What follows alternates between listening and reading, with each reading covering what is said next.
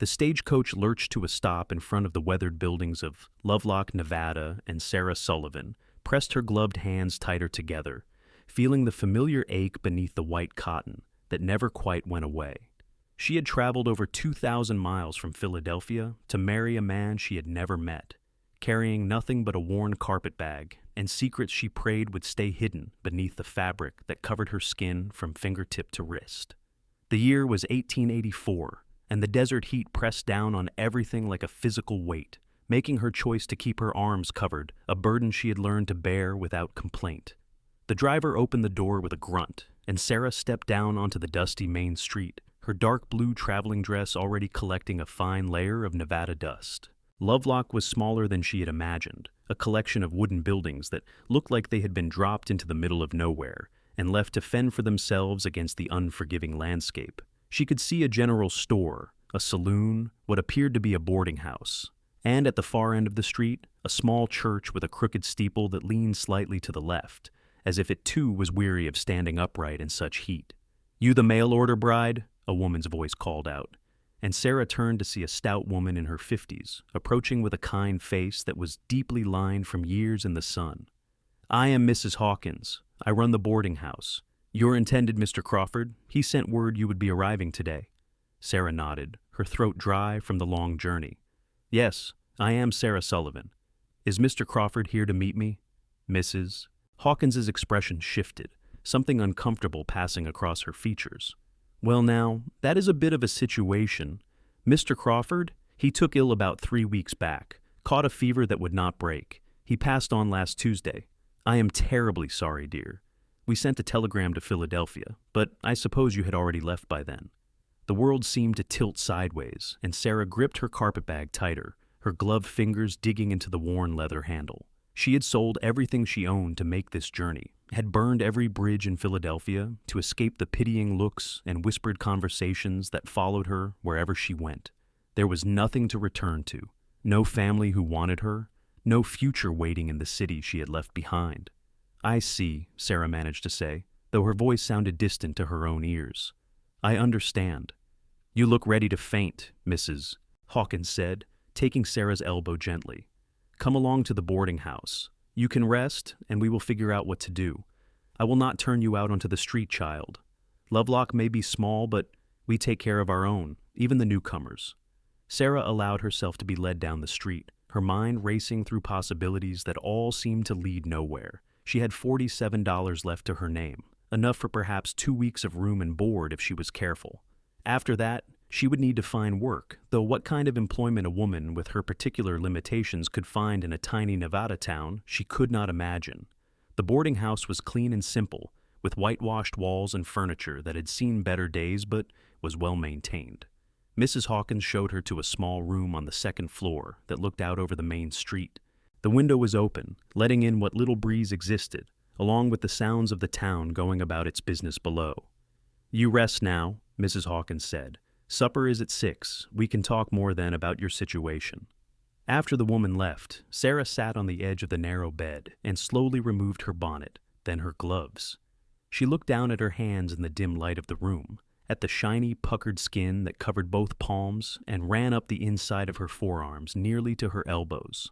The burns were 3 years old now, the result of a kitchen fire in the house where she had worked as a governess. She had saved the children, pulled them from the burning room while their parents were at the theater, but the cost had been her own skin and, subsequently, her livelihood.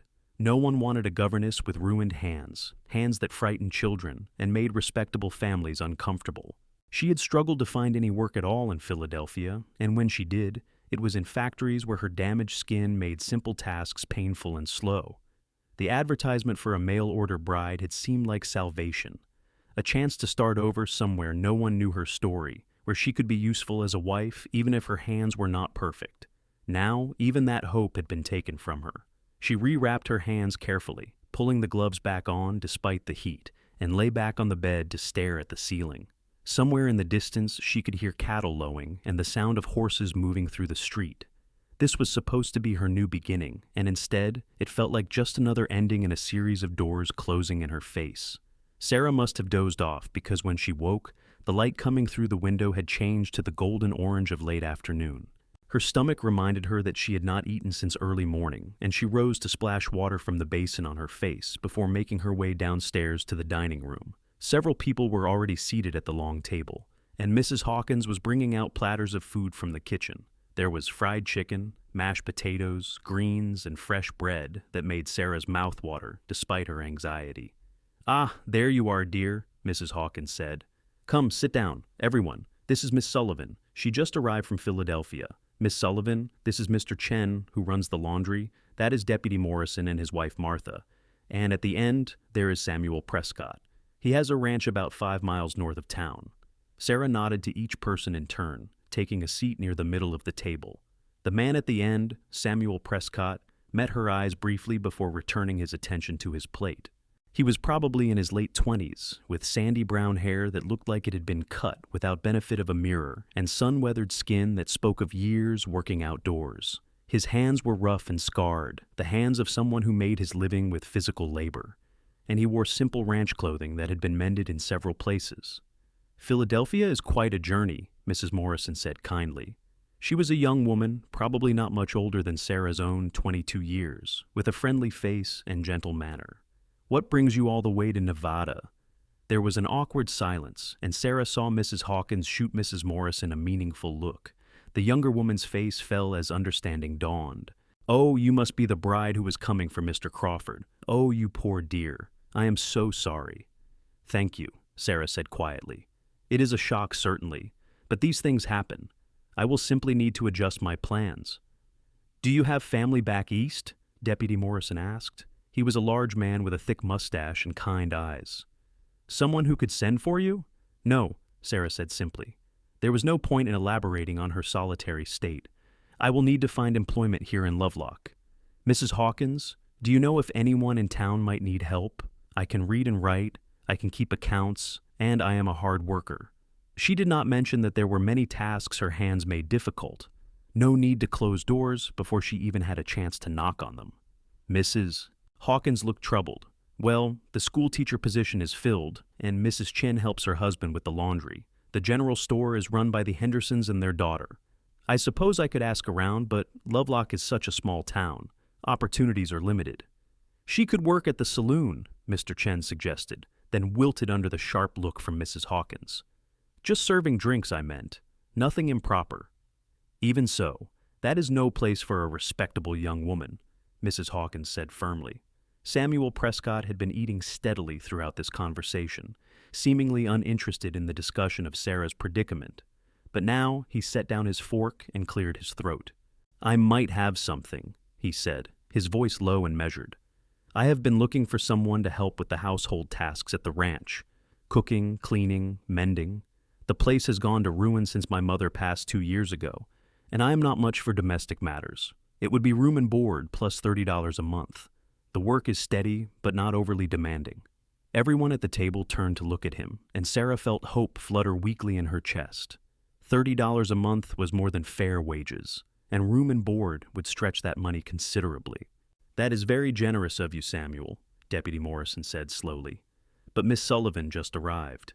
Do you think it is proper for her to be staying out at your ranch, just the two of you?" Samuel's jaw tightened slightly. "I have a housekeeper's quarters, separate from the main house.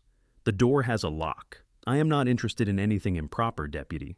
I just need someone who can cook a decent meal and keep the place from falling down around my ears. If Miss Sullivan is interested, the job is available. If not, no offense taken." He returned to his meal, apparently considering the matter closed.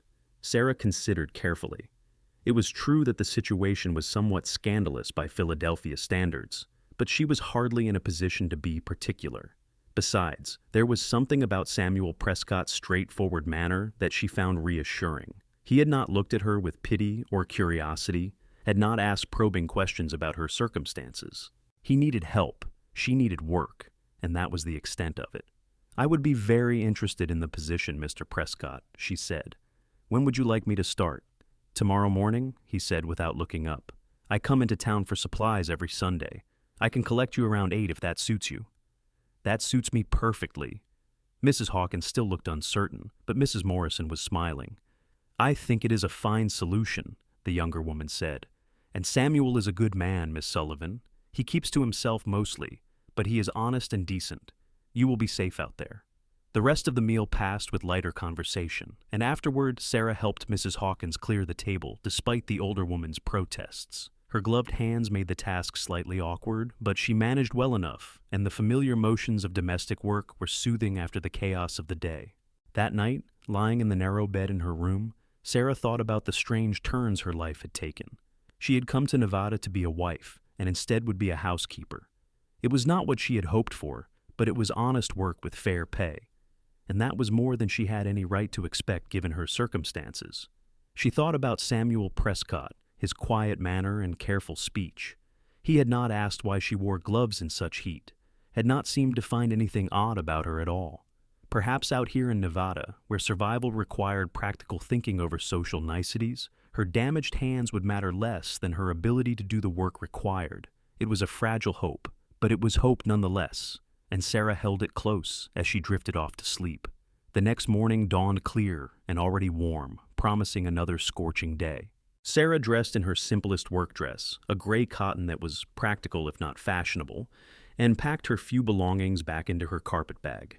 Mrs. Hawkins insisted she eat a good breakfast before leaving, serving up eggs and bacon and strong coffee that helped chase away the last cobwebs of sleep. At precisely 8 o'clock, Samuel Prescott arrived in a wagon pulled by 2 sturdy horses. He climbed down and nodded to Sarah, taking her carpet bag and placing it in the back of the wagon with his other supplies.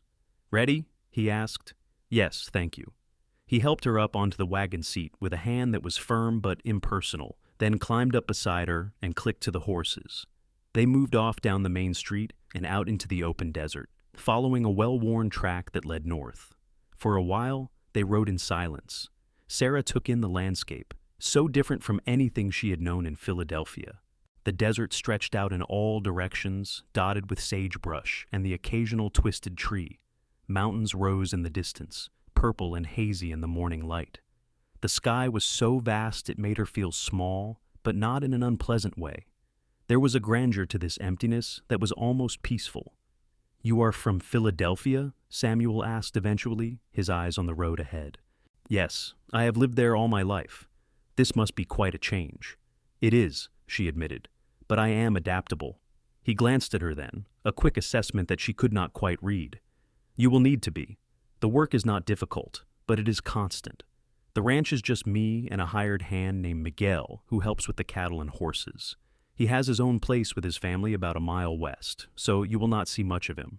I keep about 200 head of cattle, some horses. Nothing fancy, but it provides a living." "What happened to your previous housekeeper?" "Never had one," Samuel said. "My mother ran the household until she passed. After that, I have been managing on my own, which is to say barely managing at all. I can work cattle and mend fences, but keeping a house in order is beyond my abilities." There was no self-pity in his voice, just a simple statement of fact. Sarah appreciated that. "My father died when I was 10, Samuel continued. "My mother and I ran the ranch together after that. She was tough as nails, could rope a steer as well as any man. When she got sick, it went fast. Pneumonia. She was gone within a week." "I am sorry," Sarah said softly. "Losing a parent is difficult." "You lost your family?" "My mother died when I was very young. My father raised me, but he passed 5 years ago. He was a clerk, not a wealthy man, but he made sure I had an education. After he died, I worked as a governess for a time." She did not elaborate on why she had stopped being a governess, and Samuel did not press for details.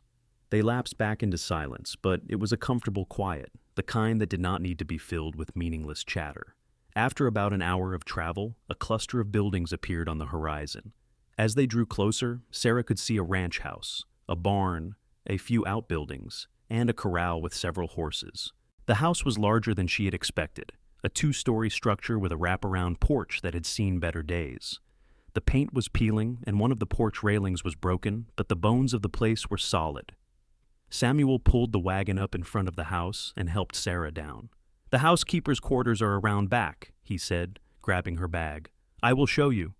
She followed him around the side of the house to a small but well-built cabin that sat about 20 yards from the main building.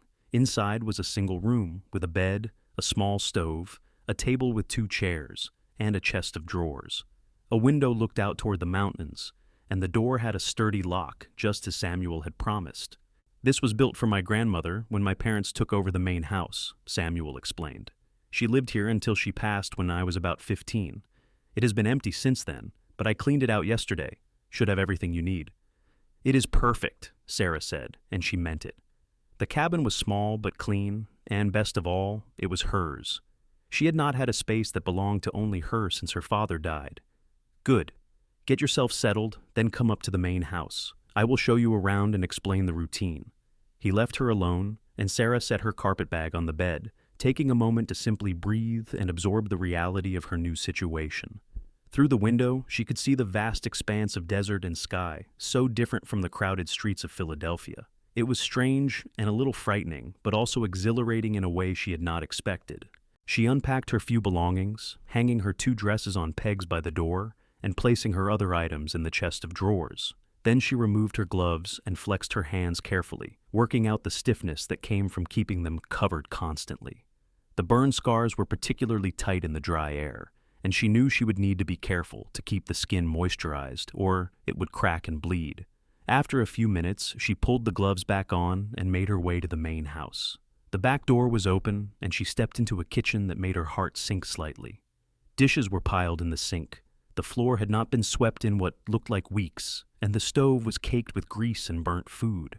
The rest of the house was in similar condition, not filthy exactly, but deeply neglected.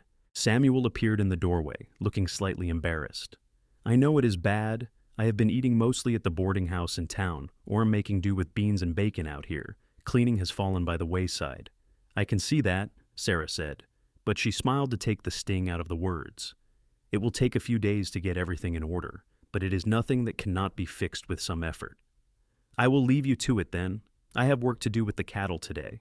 There is food in the pantry, nothing fancy but enough to make meals with. If you need anything, Miguel usually comes by around midday. His wife Rosa sometimes sends over bread or other things. They are good people." He left through the back door, and Sarah heard him calling out to someone, presumably Miguel.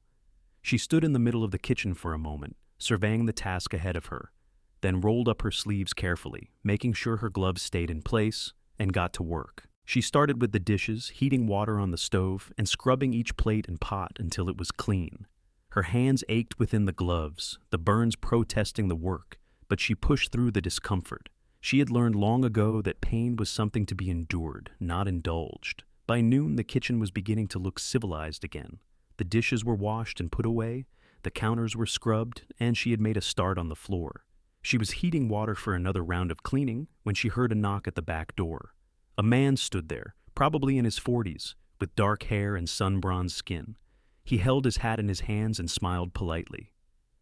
"You must be Miss Sullivan. I am Miguel Reyes. I work for Mr. Prescott.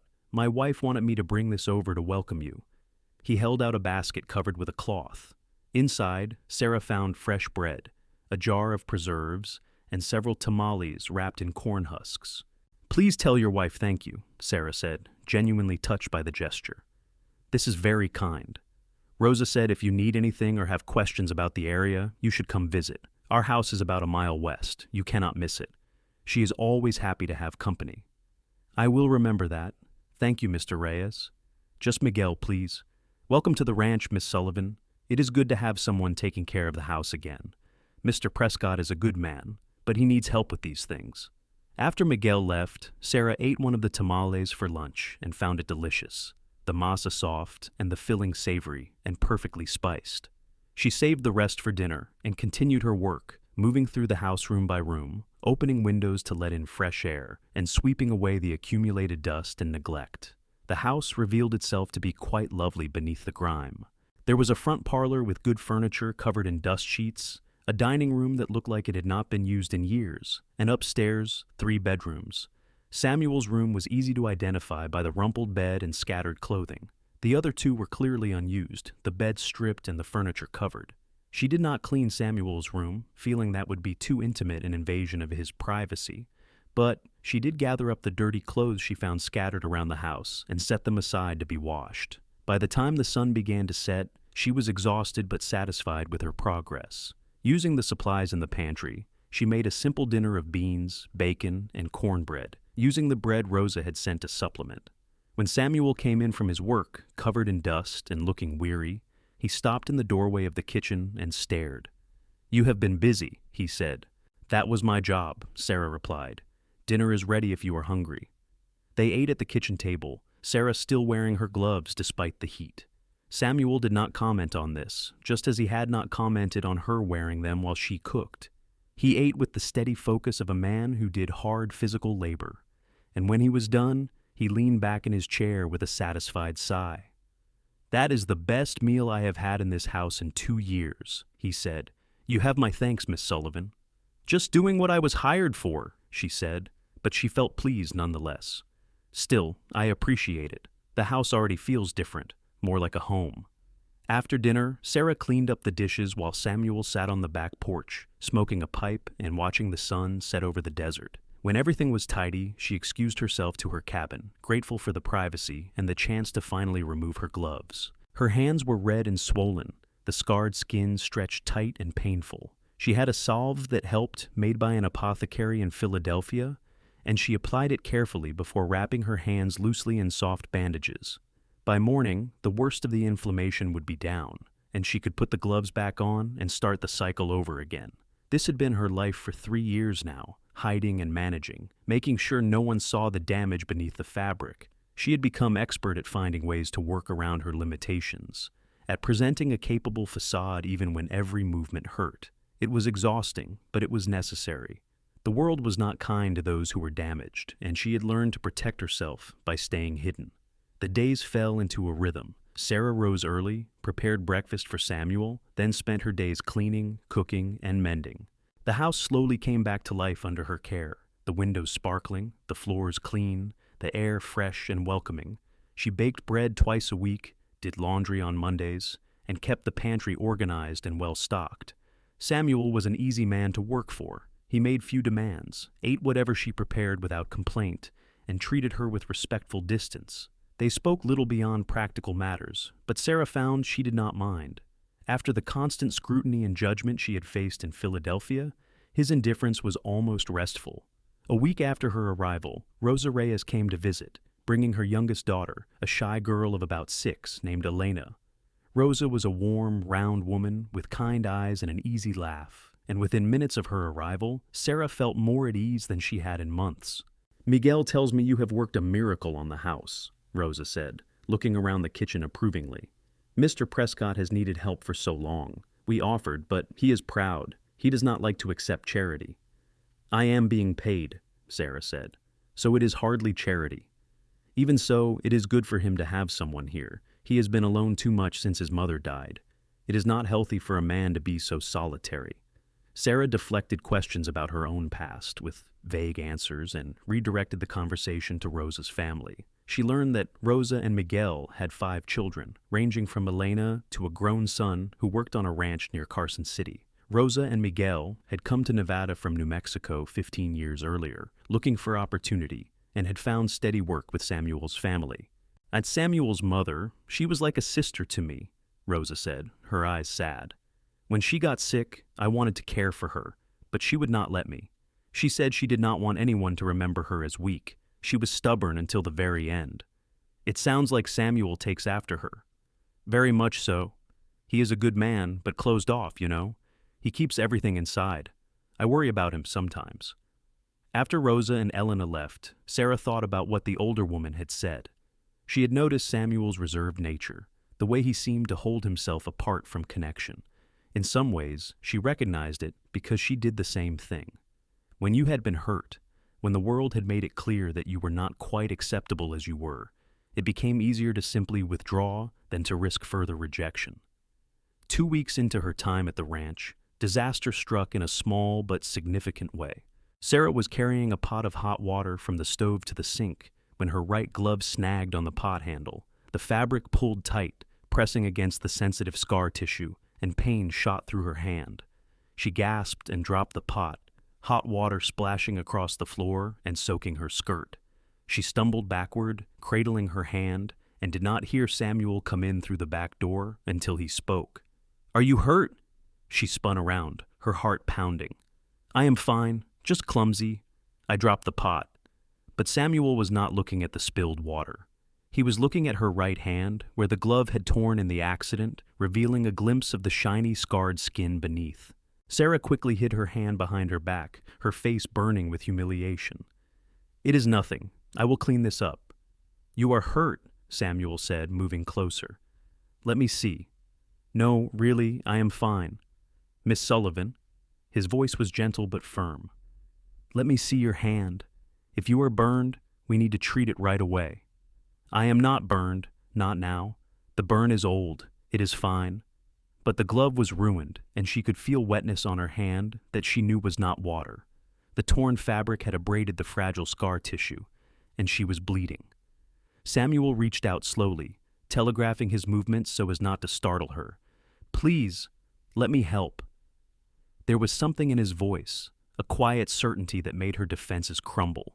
Slowly, reluctantly, she brought her hand out from behind her back. The torn glove revealed most of her palm and the inside of her wrist, the burned scars angry and red, seeping blood where the fabric had torn the delicate skin. Samuel looked at the damage without flinching, without the disgust or pity she had come to expect. He simply studied her hand for a moment, then said, "We need to clean that and bandage it properly. Come sit down." He guided her to a chair, then fetched a clean cloth and a basin of water. He knelt in front of her and carefully removed the ruined glove, revealing the full extent of the scarring. Her entire palm and the inside of her forearm were covered in the telltale marks of severe burns, the skin shiny and puckered, permanently discolored. "This happened some time ago," Samuel observed, gently cleaning the fresh abrasions.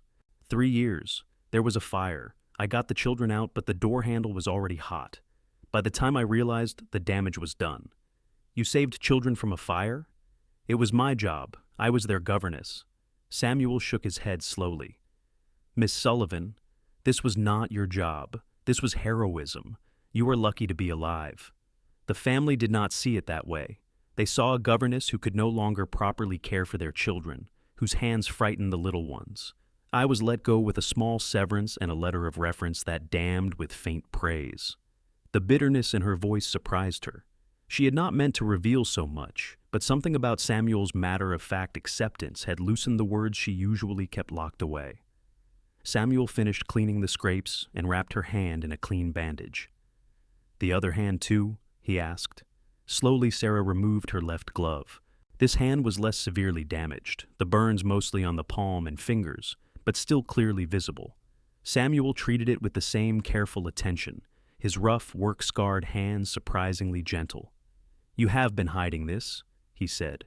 It was not a question. People find it disturbing. I learned quickly that it was easier to keep them covered. "Even in this heat?" "Even in this heat." Samuel sat back on his heels, looking at her with an expression she could not quite decipher. "Miss Sullivan, you are on a ranch in the middle of the Nevada desert. There is no one here to disturb except me, Miguel, and Rosa, and I can promise you that none of us will be bothered by scars. My entire body is covered in marks from various ranch accidents. Miguel has a scar across his chest from a knife fight when he was young.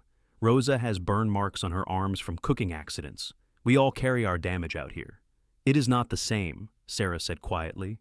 "For a woman, appearance matters in a way it does not for a man." "Maybe in Philadelphia," Samuel allowed. "But out here, what matters is whether you can do the work and whether you are honest. Everything else is just decoration." He stood and went to clean up the spilled water, leaving Sarah sitting with her newly bandaged hands resting in her lap. She felt strange, exposed and vulnerable, but also oddly lighter, as if a weight she had been carrying had shifted slightly. That evening, Samuel knocked on her cabin door just as the sun was setting. When she opened it, he held out a pair of thin cotton gloves, the kind that ladies wore for church in cooler weather. "I rode into town this afternoon and bought these. They are lighter than what you have been wearing. Might be more comfortable in the heat. But Sarah..." He paused, and she noticed it was the first time he had used her first name. "You do not need to hide from me. I have seen soldiers come back from Indian fights with worse scars, have seen men mauled by cattle and horses. Your hands tell a story of courage, not something to be ashamed of." Sarah took the gloves, her throat tight with emotion. "Thank you, Samuel." He nodded and turned to go, then paused. "My mother used to say that scars are just proof that we survived something that tried to break us. She had her own, from ranch work and from life. She wore them like medals. Maybe you could try thinking of yours that way. After he left, Sarah sat on her bed and cried for the first time since leaving Philadelphia.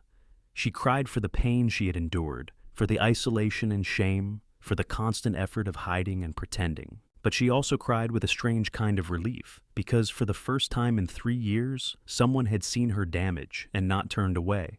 The next morning, she came to the main house to prepare breakfast wearing the new cotton gloves Samuel had bought. They were indeed cooler, and she found she could work more easily in them. When Samuel came in for his meal, he said nothing about the gloves, just thanked her for the food and went about his day. But something had shifted between them. There was an ease now that had not been there before, a quiet understanding that needed no words. Sarah found herself looking forward to the evenings, when Samuel would sit on the back porch after dinner, and she would join him, the two of them watching the sun paint the desert in shades of orange and gold. They talked during those evenings, hesitantly at first, but with growing comfort. Samuel told her about growing up on the ranch, about learning to rope and ride before he could read, about his mother's fierce determination to keep the place running after his father died.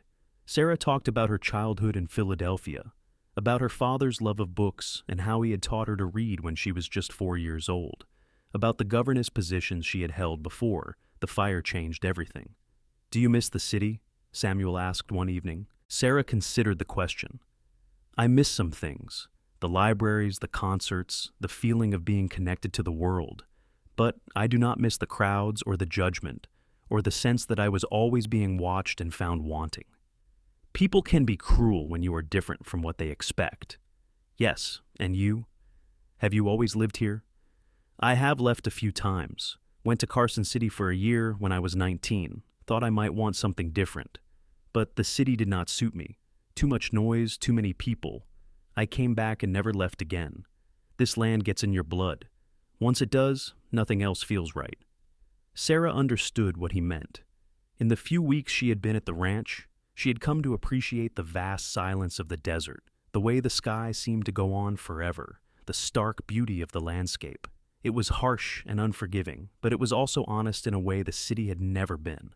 As summer deepened into early fall, the days grew slightly cooler, and Sarah's hands healed from the abuse they had endured.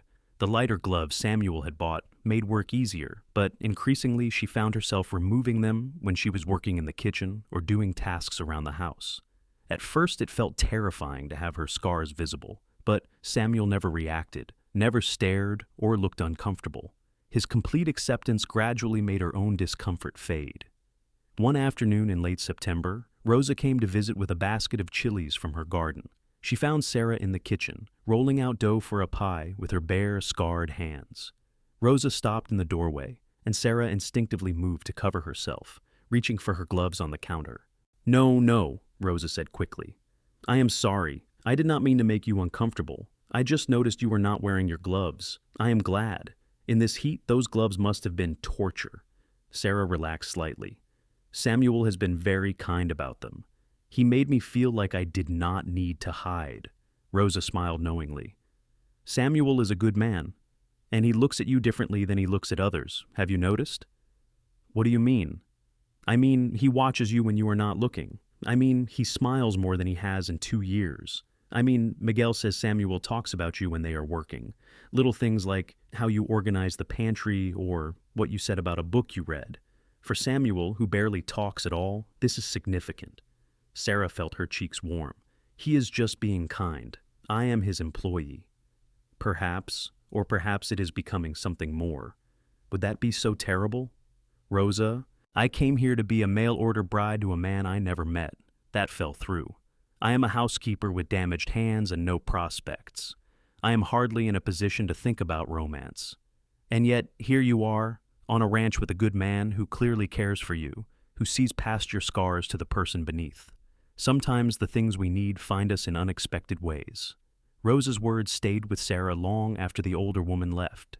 She found herself paying more attention to Samuel, noticing the small kindnesses he showed, the way he always thanked her for meals, how he had repaired the broken railing on her cabin without being asked, how he brought her books from town because she had mentioned missing the Philadelphia library. And she noticed, too, the way he looked at her sometimes when he thought she was not aware. a softness in his expression that made her heart beat faster. But she was afraid to hope. Hope had disappointed her too many times before. In early October, a cold snap blew through Nevada, bringing with it the first hint of winter. Sarah woke one morning to find frost on the ground, and her breath misting in the air inside her cabin. She dressed quickly and hurried to the main house to start breakfast, arriving to find Samuel already up, stoking the fire in the kitchen stove. "Morning is cold," he said. "I figured you would need the fire going." "Thank you, that was thoughtful." They worked together in comfortable silence, Samuel tending the fire while Sarah prepared eggs and bacon and fresh biscuits. When everything was ready, they sat down to eat, and Samuel cleared his throat in the way he did when he had something important to say. "I have been thinking," he began, not quite meeting her eyes. "Winter is coming on, and it will get much colder than this. Your cabin does not have a good heating stove, just that little one that is barely adequate. I have been concerned about you being comfortable out there." "I will manage," Sarah said, though she had been worrying about the same thing. "I am sure you would, but there is another option. The house has 3 bedrooms upstairs. 2 of them are empty. You could move into one of those for the winter. You would still have your privacy, the door has a lock just like your cabin, but you would be warmer and would not have to walk outside in the cold every morning." Sarah considered this carefully.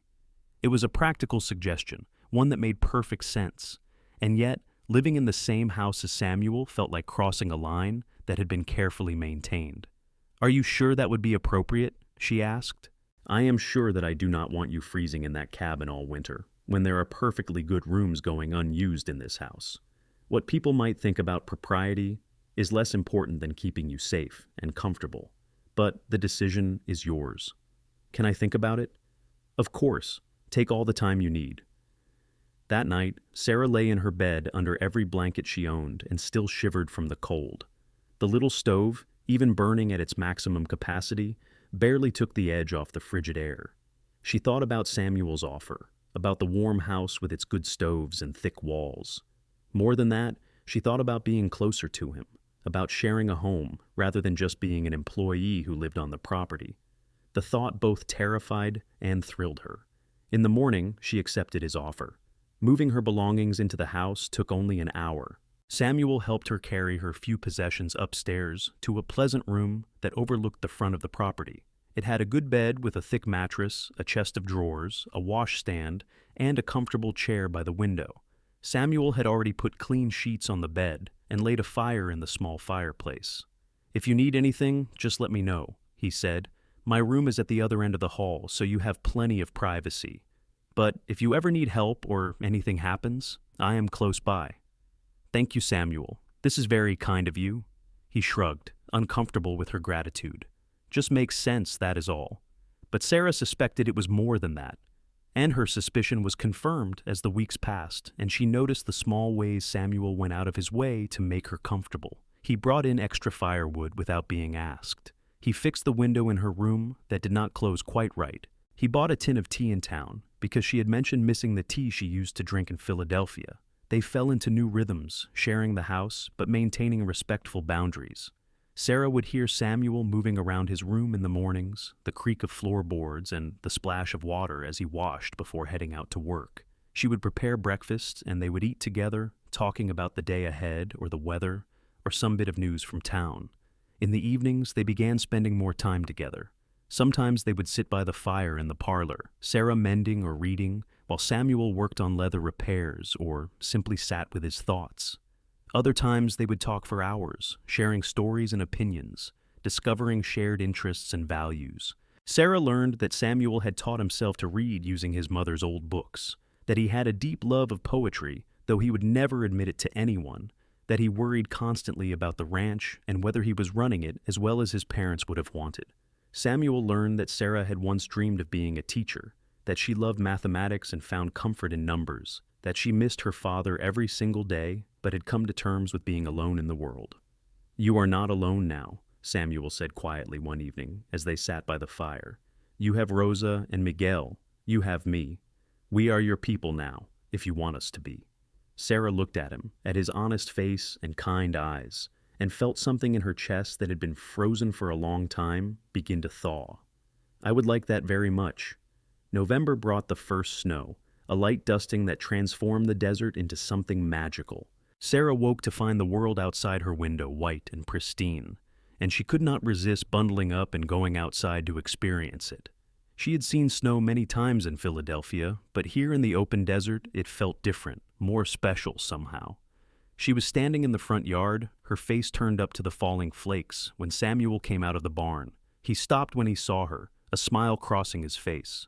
"First snow is something special, is it not?" "It is beautiful. I did not expect it to snow in the desert.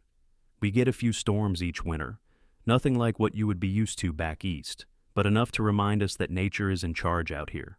He walked over to stand beside her, and they watched the snow fall together in companionable silence. Sarah was acutely aware of his presence, of how close he was standing, of the warmth radiating from his body despite the cold air. "Sarah," Samuel said, and there was something in his voice that made her turn to look at him. "I need to tell you something." Her heart began to pound. "What is it?" "When I offered you this job, it was because I needed help with the house. That was true then. But somewhere along the way, it became about more than just having a clean kitchen and meals on the table. You have become important to me. I look forward to seeing you every day. I worry about you when you seem troubled. I want to know your thoughts and hear your stories. I have not felt this way about anyone since I was a young man, and I am not entirely sure what to do about it." Sarah stared at him, hardly daring to breathe. "Samuel, You do not have to say anything," he continued. "I know our situations are complicated. You work for me, which makes everything awkward, and I know you came here looking for one kind of life and ended up with something entirely different. But I needed you to know how I feel. I needed to be honest." "I am glad you told me," Sarah said softly, "because I feel the same way. I have been trying not to, trying to maintain proper distance, but the truth is that you have become the most important person in my life. You have shown me kindness when I expected judgment. You have made me feel valued when I thought I was worthless. You have looked at my scars and seen past them to who I actually am." Samuel reached out slowly and took her hand, the scarred one that she no longer tried to hide from him. His rough, work-worn fingers laced with hers, warm and steady and utterly accepting. "These hands save children from a fire," he said. "These hands cook meals that make this house feel like a home. These hands work from sunrise to sunset without complaint. They are beautiful to me, Sarah. All of you is beautiful to me." Tears spilled down Sarah's cheeks, freezing almost instantly in the cold air. Samuel reached up with his free hand and gently wiped them away. "I do not want you to be my employee anymore," he said. "I want you to be my partner, my wife, if you will have me. I know this is not how it is usually done. I should court you properly, give you time to think, but life is too uncertain to waste time on conventions. I love you, Sarah Sullivan. Will you marry me?" Sarah could hardly believe this was happening. Just 3 months ago, she had arrived in Lovelock, expecting to marry a man she had never met. A transaction based on mutual need rather than affection. That man had died before she could meet him, and she had thought her chance at marriage and family had died with him. But here was Samuel, offering her something real and precious, offering her not just his name, but his heart. "Yes," she whispered. "Yes, I will marry you." Samuel's face broke into a wide smile, and he pulled her close, wrapping his arms around her and holding her tight. Sarah buried her face in his chest and felt a joy so intense it was almost painful. They stood there in the falling snow, holding each other, and Sarah thought that she had never felt so safe or so completely accepted in her entire life. They were married 3 weeks later in the little church in Lovelock, with Deputy Morrison and his wife as witnesses and Rosa and Miguel standing up with them. Sarah wore a simple dress of dark green wool that Rosa had helped her make, and Samuel wore his best suit, which was slightly too tight in the shoulders, but made him look handsome and respectable. "Mrs. Hawkins cried through the entire ceremony, dabbing at her eyes with a handkerchief, and declaring afterward that she had known from the moment she met Sarah that things would work out for the best. The whole town turned out for the wedding breakfast at the boarding house, and Sarah was overwhelmed by the warmth and acceptance of these people, who had been strangers just a few months before. When they returned to the ranch that evening, Samuel carried her over the threshold of the house, both of them laughing at the silly tradition. They stood in the front hall, suddenly shy with each other, despite the intimacy they had already shared through months of living under the same roof. I moved your things into my room, Samuel said. Our room now, I suppose. But if you are not ready, I can move them back. There is no rush. Sarah reached up and touched his face, feeling the roughness of his stubble under her palm. I am ready. I have been ready since that day in the snow when you held my hand. Their wedding night was tender and sweet, both of them nervous but eager to cross this final threshold into true partnership. Samuel was gentle with her, taking his time, making sure she felt safe and cherished. Afterward, they lay together in the darkness, Sarah's scarred hands resting on Samuel's chest, feeling the steady beat of his heart beneath her palm. I never thought I would have this, she whispered. A husband, a home, a place where I belong. I thought the fire took all of that away from me. The fire brought you here, Samuel said, his hand stroking her hair. I hate that you suffered, but I cannot hate the path that led you to me. Does that make me a terrible person? No, it makes you human. I feel the same way. If Mr. Crawford had lived, I would be married to a stranger right now, instead of lying here with a man I love. I feel guilty for being glad he died, but I cannot help it. We will live our lives in a way that honors the strange path we took to get here, Samuel said. We will be good to each other and to the people around us. That is the best we can do. Winter settled in fully, bringing cold winds and occasional snow, but Sarah had never been warmer. She and Samuel fell into married life with surprising ease, their months of living and working together having already built a foundation of partnership and understanding. They worked side by side on the ranch, Sarah taking over more of the household management and even helping with some of the lighter ranch work when needed.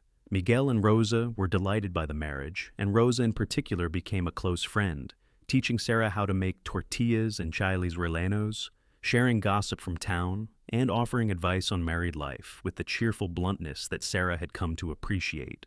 You are good for him, Rosa told Sarah one afternoon when she had come to visit. Samuel is lighter now, more open. He smiles and laughs. Before you came, he was closing himself off from life, just going through the motions. You brought him back. He brought me back too, Sarah said.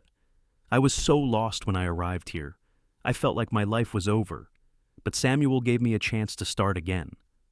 As winter gave way to early spring, Sarah began to suspect that she was pregnant. She waited to be sure before telling Samuel, but when her suspicions were confirmed by the doctor on a trip to town, she could barely contain her excitement. That evening, she made Samuel's favorite meal and waited until they had finished eating before sharing her news. I have something to tell you, she said, unable to keep the smile from her face. Samuel looked up from his coffee, immediately alert. What is it? Is something wrong? Nothing is wrong. Everything is wonderful. Samuel, we are going to have a baby. For a moment, Samuel just stared at her, processing the information. Then his face broke into a grin so wide it transformed his usually serious features. He jumped up from his chair and pulled Sarah into his arms, lifting her off her feet and spinning her around. A baby! Sarah, that is wonderful! When?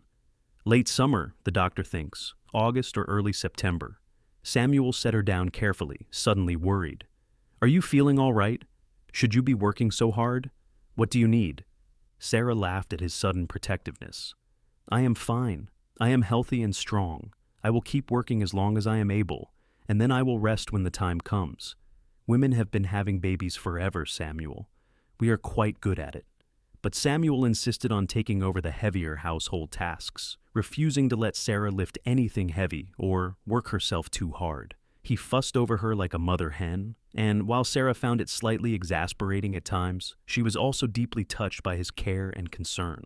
As her pregnancy progressed, Sarah flourished. The desert air agreed with her, and she felt stronger and healthier than she had in years. Her hands, which had ached constantly in Philadelphia's damp climate, bothered her less in the dry Nevada air. She no longer wore gloves at all except when going to town, and even then only because she did not want to deal with questions from strangers. Samuel loved her scarred hands. He held them constantly, kissed them, traced the patterns of the scars with his fingers. These hands built our home, he would say. These hands will hold our child. They are the most beautiful hands in the world to me. In late August, on a hot afternoon, when the cicadas were singing in the scrub brush, Sarah went into labor. Rosa came to attend her, experienced and calm, guiding Sarah through the hours of pain with steady encouragement. Samuel paced outside the bedroom door, refused to leave despite Rose's assurances that everything was proceeding normally, and nearly wore a hole in the floorboards with his anxious walking. When the baby finally arrived, a healthy boy with a strong cry and a head full of dark hair, Samuel burst into the room and stared at his son with an expression of absolute wonder. "He is perfect," Samuel breathed, reaching out tentatively to touch the baby's tiny hand. "Sarah, you are incredible. He is incredible." They named him Thomas, after Sarah's father, and Samuel Prescott Jr. felt too formal for a baby so small and squalling. Thomas was a happy baby, easygoing and content, and both Sarah and Samuel fell deeply in love with their son. The ranch prospered. Samuel worked harder than ever, determined to build a good life for his growing family. Sarah managed the household with efficient grace, caring for Thomas while still maintaining the home and helping with ranch accounts. They hired a young man named Charlie to help Miguel with the increased workload, and the operation grew steadily. When Thomas was 2, Sarah became pregnant again, and this time she gave birth to twin girls they named Lillian and Rose. The house that had once been quiet and nearly empty now rang with the sound of children's laughter and crying, and Samuel declared it the most beautiful noise he had ever heard. Sarah's hands, which had once been a source of shame, became instruments of love. She used them to hold her babies, to cook meals for her family, to tend her garden, to write letters to Mrs. Hawkins and the other friends she had made in Lovelock. The scars were still there, still visible, but she no longer saw them as marks of damage. They were, as Samuel had said years before, proof that she had survived something that tried to break her. On their 5th wedding anniversary, Samuel gave Sarah a gift, a delicate silver bracelet engraved with the words, "These hands build our world." Sarah cried when she read it, and Samuel held her close. "I mean it," he said. "Everything good in my life came because you arrived in Lovelock that day. You took a broken-down ranch and turned it into a home. You gave me children and partnership and love. You are the strongest person I know, Sarah Prescott, and I thank God every day that you are mine." "And you took a scared woman with nowhere to go and gave her a reason to hope again," Sarah replied. "You saw past my scars to who I really was. You loved me when I did not think I was worthy of love. We saved each other, Samuel." The years passed in the way years do, marked by the small moments that make up a life. Thomas grew tall and strong, learning ranch work at his father's side. Lillian inherited her grandmother's fierce independence and announced at age 6 that she intended to be a rancher when she grew up. Rose was quieter, more bookish, spending hours reading the books that Samuel regularly brought home from town. Sarah and Samuel added 2 more children to their family, another boy named James and a daughter named Catherine. The house that had once been too empty was now bursting with life and noise and love. Sarah's days were busy and exhausting and absolutely perfect. She never forgot where she had come from, the loneliness and despair that had brought her to Nevada. Sometimes, when she was hanging laundry or kneading bread or doing any of the 1,000 daily tasks that made up her life, she would pause and look around at the ranch, at the desert stretching endlessly toward the mountains, at the house full of children and love, and she would marvel at the strange path her life had taken. She had come to Lovelock expecting to be a mail-order bride to a stranger, to enter a marriage of convenience that would at least provide security and purpose. Instead, she had found true love with a man who saw past her damage to the strength beneath. She had found a home in a harsh but beautiful land. She had found a family and friends and a place where she belonged. And it had all started because Samuel Prescott had looked at her scarred hands and held them without flinching, had seen her pain and offered acceptance instead of judgment. That moment in the kitchen, when he had tended her bleeding hand and told her she did not need to hide, had changed everything.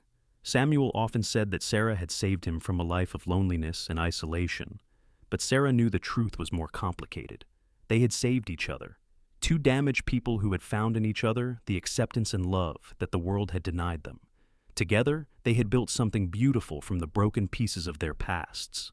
On summer evenings, after the children were in bed and the ranch was quiet, Sarah and Samuel would sit on the front porch and watch the sun set over the desert. Samuel would hold Sarah's hand, his thumb tracing familiar patterns over the scar tissue, and they would talk about their day, about their children, about their dreams for the future. "Do you ever regret it?" Samuel asked one such evening. "Coming here, marrying me, staying in this dusty corner of Nevada?" Sarah looked at him, at the man who had given her everything, and smiled. not for a single moment. This is where I was meant to be. You are who I was meant to find. Everything that came before, all the pain and loss and loneliness, it was all leading me here. How could I regret that? I love you, Sarah Prescott, more than I have words to express. And I love you, Samuel Prescott. You held my hands when I was afraid to let anyone see them. You saw me when I felt invisible. You gave me a life I did not dare dream of. I will love you until my last breath and beyond. They sat together as the stars came out, one by one, filling the vast Nevada sky with light. Inside the house, their children slept safely. The ranch was prosperous and secure. Tomorrow would bring work and challenges and the everyday struggles of life, but they would face it together as they had faced everything else. Sarah thought about the young woman she had been when she arrived in Lovelock, scared and alone, hiding her scars beneath gloves and shame. That woman seemed like a stranger now. The years had transformed her, not by erasing her pain, but by showing her that pain was not the end of the story. Scars did not define her. They were simply part of her journey, part of what had made her strong enough to build the life she now lived. As they rose to go inside, Sarah caught sight of her hands in the lamplight spilling from the window. The scars were still there, would always be there, but she saw them differently now. They were marks of survival, of courage, of the fire that had led her to this place and this man and this life. She had come to Nevada to hide, but instead, she had learned to live fully and openly, loved exactly as she was, and that, she thought, was the greatest gift of all. Years continued to roll by with their particular brand of Western time, slower than city pace, but relentless nonetheless. Thomas grew into a fine young man of 18, as capable with cattle as his father, and with a quick mind for business that Sarah recognized as coming from her side of the family. He began courting the daughter of a rancher from 2 towns over, a sensible girl named Margaret, who was not afraid of hard work and who reminded Sarah of herself at that age. The twins, now 15, had developed distinct personalities that sometimes clashed dramatically. Lillian spent every possible moment outdoors, working alongside her father and brother, and had already declared she would never leave the ranch. Rose had discovered a love of teaching and had begun helping the schoolteacher in Lovelock with the younger children, much to everyone's delight. She had inherited Sarah's patience and her father's steady temperament, a combination that made her naturally suited to educating others. James, at 12, was still finding his way, interested in everything and committed to nothing, driving his parents slightly mad with his constantly shifting enthusiasms. One week, he wanted to be a lawman like Deputy Morrison, the next a shopkeeper, the next a doctor. Sarah reminded Samuel that the boy was young yet, that there was time for him to discover his path. Catherine, the baby at age 9, was already showing signs of artistic talent, filling page after page with drawings of the ranch, the animals, her family, and the desert landscape. Samuel had bought her proper drawing pencils and paper from Carson City, and she treated them like treasures, carefully creating pictures that captured the beauty of their harsh but beloved home. The ranch had grown significantly over the years. Samuel now ran 500 head of cattle and had acquired additional land from a neighbor who decided to move back east. They had built a new barn, expanded the house with an additional room for the growing children, and purchased better breeding stock for both cattle and horses. The Prescott Ranch was known throughout the county as a place of quality livestock and fair dealing. Sarah had become something of a pillar in the small Lovelock community. She organized fundraisers for the church, helped newcomers get settled, and was known for her generosity with food and advice. Her scarred hands were familiar to everyone in town, and no one thought twice about them anymore. She was simply Mrs. Prescott, the rancher's wife, respected and valued. Rosa and Miguel had become like family, their children and the Prescott children growing up together, spending summers running wild across the desert and winters helping with ranch work. Miguel's eldest son had taken over much of the day-to-day cattle work, allowing Miguel to slow down as he aged, and the younger children still helped out during busy seasons. One spring afternoon, a stagecoach arrived in Lovelock, carrying a young woman who looked lost and frightened. Sarah was in town buying supplies when she saw the girl standing in the street, clutching a small bag and looking around with wide, terrified eyes. Something about her posture, the way she held herself as if trying to be invisible, struck Sarah with recognition. "Excuse me," Sarah said, approaching gently. "Are you all right? Can I help you with something?" The young woman turned, and Sarah saw that she was probably no more than 20, with dark circles under her eyes and the kind of exhaustion that came from more than just a long journey. "I am supposed to meet someone," the girl said hesitantly. "A Mr. Patterson. He advertised for a mail-order bride, and I responded. He was supposed to meet me here." Sarah felt something twist in her chest. "When were you supposed to meet him?" "2 days ago. I was delayed by trouble with the stage lines, but I sent a telegram. He should have known I was coming today." "Wait here," Sarah said. She went into the general store and asked Mrs. Henderson if she knew anything about Mr. Patterson. The older woman's face fell. "Oh dear! Mr. Patterson was killed 3 days ago. His horse threw him and he broke his neck. Terrible accident. Someone should have contacted the girl." Sarah closed her eyes briefly, remembering another day, another young woman arriving to find her intended husband dead. History, it seemed, had a sense of irony. She went back outside and gently took the young woman's arm. "What is your name?" "Emily Wright." "Emily, I am Sarah Prescott. I need to tell you something, and I am very sorry. Mr. Patterson died 3 days ago in an accident. I am afraid the wedding will not be happening." She watched the color drain from Emily's face, saw the same despair and terror that she herself had felt 14 years earlier. "But I have nowhere to go. I sold everything to come here. I cannot go back." "You do not have to go back," Sarah said firmly. "And you are not alone. Come with me. We will figure this out together." She took Emily home to the ranch, much as Mrs. Hawkins had taken Sarah to the boarding house all those years ago. Emily was quiet on the journey, clearly in shock, and Sarah did not press her for conversation. There would be time enough for stories later. At the ranch, Samuel took one look at the situation and understood immediately. He had heard Sarah's story enough times to recognize the parallels. "She can stay as long as she needs," he told Sarah quietly. "We will help her however we can." Over the next few days, Emily slowly opened up to Sarah. Her story was different in details, but similar in essence. She had been alone in the world after her parents died, struggling to survive in St. Louis, when the advertisement for a mail-order bride seemed like a lifeline. Like Sarah, she had invested everything in the journey west, burning bridges behind her. "What will I do?" Emily asked Sarah one evening as they sat on the porch. "I have no skills, no prospects. I am completely lost." Sarah looked at the younger woman and saw her own past self, frightened and desperate. "You will start again," she said. "It will not be easy, but you are stronger than you think. I know because I was in your exact situation 14 years ago. I came to Lovelock to marry a man named Crawford who died before I could meet him. I ended up working as a housekeeper for the man who became my husband. Life rarely gives us what we plan for, but sometimes it gives us something better." "You were a mail-order bride too?" Emily's eyes were wide with surprise. "I was, and I was terrified and convinced my life was over. But I was wrong. Sometimes the path we think we are on is just the beginning of a journey we could never have imagined." Sarah told Emily her whole story then, about the fire and the scars, about hiding and shame, about Samuel seeing past her damage to the person beneath. She showed Emily her hands, the scars still visible after all these years, and explained how she had learned to see them, not as marks of ruin, but as symbols of survival. "You have survived too," Sarah said. "You made a hard journey, faced disappointment, and you are still here. That takes courage. Now you just need to decide what comes next." Emily stayed at the ranch for 2 months, helping Sarah with household tasks and gradually regaining her confidence. Samuel and Sarah made quiet inquiries around Lovelock about work opportunities, and eventually a solution presented itself. The owner of the general store, Mr. Henderson, was looking to expand his business and needed someone to manage the books and help his wife with customers. Emily, it turned out, had a head for numbers and a pleasant manner with people.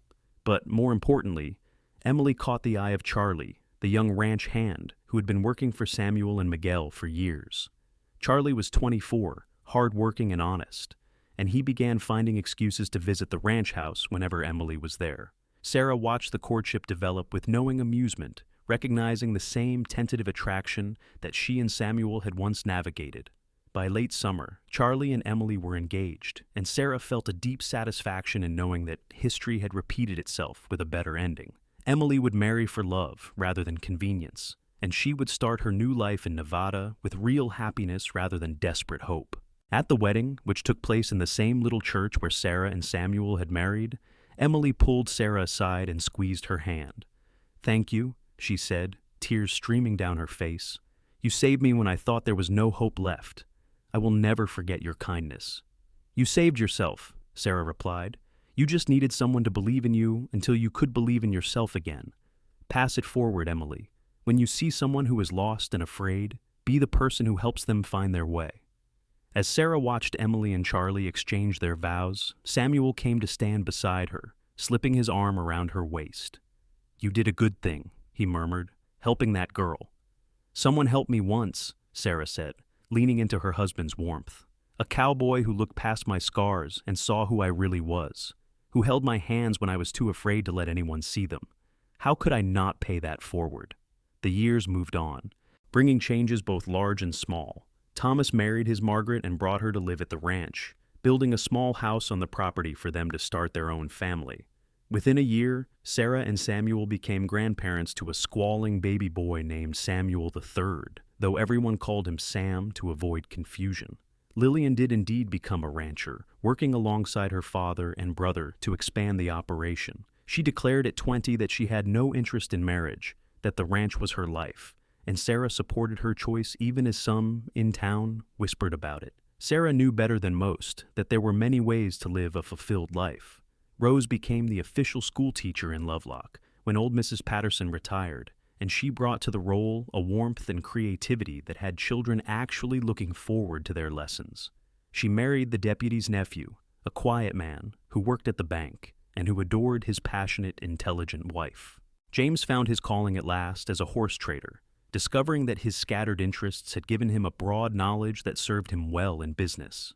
He traveled throughout Nevada, buying and selling horses, always coming home to the ranch between trips with wild stories and good profits.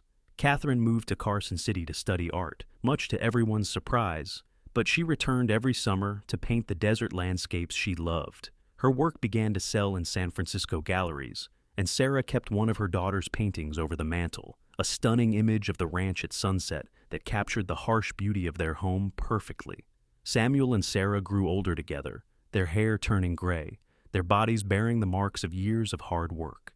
Samuel's hands became even more gnarled and scarred from ranch accidents, and Sarah sometimes ran her own scarred fingers over his, thinking about how they had both been marked by life but not broken by it. On their 20th wedding anniversary, they took a rare trip alone, traveling to San Francisco for a week. It was Sarah's first time seeing the ocean, and she stood on the shore with tears running down her face, overwhelmed by the vastness and beauty of it. Samuel held her hand, his thumb automatically tracing the familiar patterns of her scars, and she thought about how far they had come from that first meeting in Lovelock. "Do you remember the first time you saw my scars?" Sarah asked him. "When I dropped the pot and the glove tore? Of course. I remember thinking how brave you must have been, to have endured that fire and keep going. I remember wanting to make you feel safe. You did make me feel safe. You were the first person who did not treat me like I was damaged goods. You just saw me as Sarah, a person who needed help and kindness." "You were never damaged," Samuel said firmly. "You were wounded, yes, but wounds heal. You are the strongest person I have ever known, Sarah.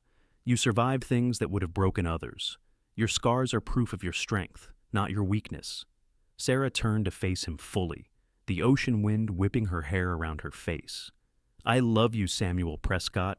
You gave me a life I never dreamed possible. You made me believe I was worthy of love and happiness. Every good thing in my life exists because you held my hands without flinching. And I love you, Sarah Prescott. You took a lonely cowboy and taught him how to be part of a family. You filled an empty house with love and laughter. You are my heart, and you have been since the day you arrived in Nevada looking for a new start."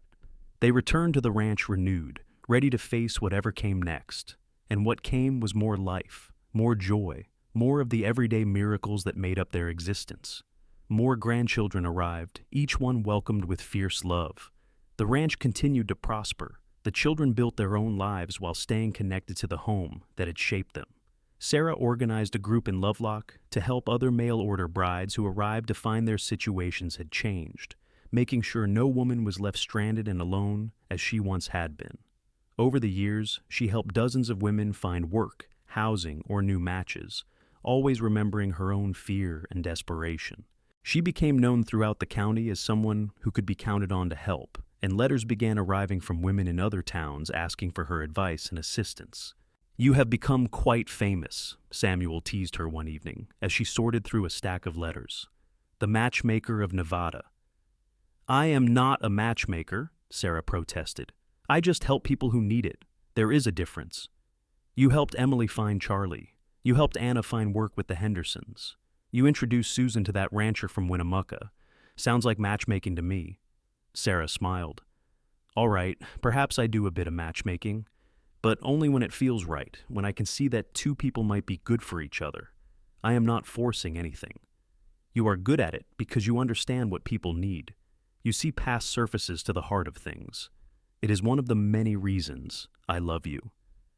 As they moved into their 30s of marriage, their fourth decade together, Sarah and Samuel settled into the comfortable rhythms of long, married couples who had weathered storms together and come out stronger. They could communicate with glances, finish each other's sentences, and knew each other's moods and needs instinctively.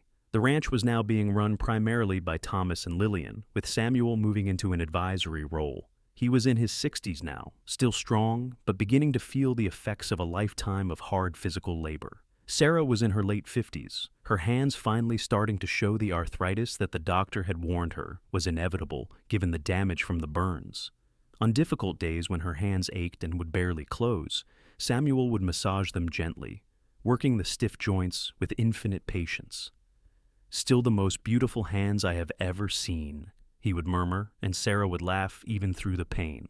"You are a terrible liar, Samuel Prescott. Not lying. These hands built our world. These hands held our children. These hands have touched mine with love for over 30 years. How could they be anything but beautiful?" One autumn evening, as they sat on their porch watching yet another spectacular sunset, Sarah reflected aloud on the strange journey of her life. "If someone had told me when I was standing in the street in Lovelock that day, scared and alone, that I would end up here, with you and our children and grandchildren, with a life so full of love and purpose, I never would have believed them." "Life is strange that way," Samuel agreed. "We make plans, and then something entirely different happens, sometimes better, sometimes worse. We were lucky enough to get better." "It was not just luck," Sarah said. "It was choice. You chose to see past my scars. I chose to trust you. We chose every day to build something good together. That was not luck. That was work." "Fair point. Though I maintain I was lucky that you walked off that stage. Lucky that Crawford died before you could marry him. God rest his soul. Lucky that you needed a job and I needed help. All the choices in the world would not have mattered if you had never come to Nevada." "Then perhaps we were both lucky," Sarah conceded. "Lucky to find each other, wise enough to choose each other every day since." They sat in comfortable silence as the stars began to appear, one by one filling the vast Nevada sky. Inside the house, they could hear Thomas and Margaret putting the grandchildren to bed, the sound of young voices and laughter drifting through the open windows. It was a sound Sarah never tired of, the proof that their love had created not just a marriage, but a legacy. "Do you ever think about how it would have been different if Mr. Crawford had lived?" Samuel asked suddenly. "If you had married him as planned?" Sarah considered the question seriously. "Sometimes," she admitted. "I imagine I would have been a dutiful wife, worked hard to make him happy, raised his children if we had any. But I do not think I would have been truly happy. I would have been grateful for security and purpose, but I do not think I would have felt loved, not the way you love me, not the way I love you." "I think about it too," Samuel said. "How I was just existing before you came, going through the motions of life without really living. You woke me up, made me remember what it felt like to care about something beyond just surviving another day. You gave me a reason to be my best self." "We saved each other," Sarah said softly. It was something they had said before, many times over the years, but it never stopped being true. Two broken people who found wholeness together. As they grew older still, moving into their 70s, Sarah and Samuel faced the inevitable trials of aging. Samuel's back, injured years ago in a fall from a horse, began to give him significant trouble. Sarah's hands became more gnarled with arthritis, making simple tasks difficult. But they adapted, helping each other with the tasks that had become challenging, never complaining about the changes that time had wrought. Their children and grandchildren hovered protectively, trying to get them to slow down, to rest more, to let the younger generation take over completely. But Sarah and Samuel resisted when they could, determined to remain useful and active for as long as possible. "I am not ready to be put out to pasture yet," Samuel would grumble when Thomas suggested he stop going out to check on the cattle. "No one is putting you anywhere," Thomas would reply patiently. "We just worry about you. Worry about yourself. I am fine." But he was not always fine, and neither was Sarah. They had good days and hard days, and on the hard days, they reminded each other of all they had been through together, all they had survived and built and created. On their 40th wedding anniversary, their entire family gathered at the ranch for a celebration. All 5 children were there with their spouses, plus 9 grandchildren ranging from toddlers to young adults, and 2 great-grandchildren, babies who represented yet another generation of Prescotts who would call Nevada home. The house overflowed with people and noise and laughter, and Sarah stood in the middle of it all feeling overwhelmed with gratitude. She thought about the young woman she had been at 22, hiding her scars beneath gloves and convinced she had no future worth wanting. She could never have imagined this, could never have dreamed her life would turn out so abundantly blessed. Samuel found her standing alone in the kitchen for a moment, taking a breath away from the happy chaos. He came up behind her and wrapped his arms around her waist, resting his chin on her shoulder, in a gesture that was familiar and comforting. "What are you thinking about?" he asked. "Everything," Sarah said. "Our whole life together. How it started, how far we have come, how grateful I am for all of it. Even the hard parts? Even the hard parts. They made the good parts sweeter, and we faced them together." Samuel turned her to face him, taking both of her scarred, arthritic hands in his own work-worn, weathered ones. "Sarah Prescott, you are the love of my life. You have been my partner, my best friend, my home for 40 years. Every day with you has been a gift, even the difficult ones. Especially the difficult ones, because they proved we could weather any storm as long as we faced it together." Tears streamed down Sarah's face as she looked at her husband, at the lines time had carved into his face, at the love shining in his eyes. "I feel the same way. You saw me when I felt invisible. You loved me when I thought I was unlovable. You held my hands without flinching and taught me that scars are just proof we survived. I will love you until my last breath. Samuel Prescott." They kissed, a gentle press of lips that spoke of 40 years of intimacy and understanding, and around them, their family burst into applause and cheering. Sarah laughed and buried her face in Samuel's chest, overwhelmed with emotion and joy. That night, after everyone had gone to bed and the house was finally quiet, Sarah and Samuel sat on their porch one more time, holding hands and watching the stars. They did not speak much, having said everything that needed saying over the course of 40 years together. They simply sat, content in each other's presence, grateful for every moment they had been given. "Do you remember what I said the day I proposed?" Samuel asked eventually. "In the snow? You said you did not want to waste time on conventions because life was too uncertain. You said you loved me and asked me to marry you. I also said your hands were beautiful, that they told a story of courage. I meant it then, and I mean it now. Looking at these hands, I see everything we built together. Every meal you cooked, every child you held, every time you reached for me in the night. Your scars tell our story, Sarah. They are part of the map of our life together." Sarah lifted their joined hands and looked at them in the starlight, his scarred and weathered, hers burned and twisted with age. 2 sets of damaged hands that had built something beautiful together. "When I first came to Nevada, I thought my scars meant I was broken," she said quietly. "But you taught me differently. You showed me that scars just mean we survived something hard. We are all marked by life in one way or another. The question is what we do with those marks. We can hide them in shame, or we can wear them as proof of our strength." "You chose strength," Samuel said. "You always do. We chose strength together. That is what made the difference." They sat until the cold drove them inside, then made their way slowly upstairs to their bedroom, helping each other up the steps that had become harder to climb with each passing year. They prepared for bed with the practiced ease of a couple who had been sharing a room for 4 decades, and then they lay together in the darkness, Sarah's head on Samuel's shoulder, his arm around her, their hands clasped together. "Thank you," Sarah whispered, "for everything. for seeing me, for loving me, for building this life with me. Thank you for saying yes, Samuel replied, for trusting me, for taking a chance on a lonely cowboy who did not know how to express what he felt. You made me into the man I always hoped I could be. They fell asleep that way, holding hands as they had done for 40 years, as they would continue to do for as many years as they were given. Outside, the Nevada night was vast and silent, the stars wheeling overhead in their ancient patterns, the desert stretching away in all directions, harsh and beautiful and eternal. The Prescott Ranch stood solid in the darkness, full of sleeping family, full of love and history and hope. And at the heart of it all were two people who had found each other against all odds, who had built something lasting from the broken pieces of their pasts, who had proven that scars did not define you, but rather showed how you had survived. Sarah Sullivan had come to Nevada as a mail-order bride, hiding burns beneath her gloves, scared and alone, and convinced her life was over. She became Sarah Prescott, wife and mother and grandmother, pillar of her community, woman of strength and grace. And all because a cowboy named Samuel Prescott had looked at her damaged hands and held them without fear, seeing past the scars to the woman beneath, loving her exactly as she was. It was, Sarah thought as sleep claimed her, the greatest gift anyone had ever given her, and she had spent the rest of her life making sure that gift was not wasted, living fully and openly, loving deeply, building a legacy of family and community that would outlast them both.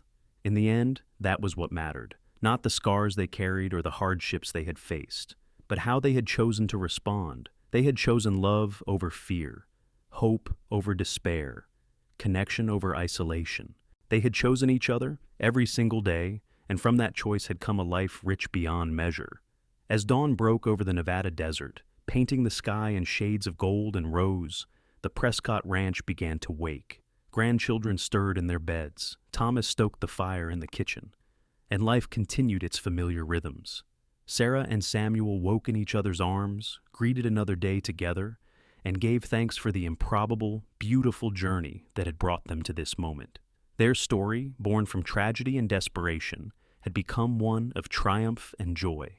And it all began because a mail-order bride had burns she hid under gloves, and a cowboy held her hands without them, seeing not damage but dignity, not shame but strength, not an ending but a beginning, full of infinite possibility.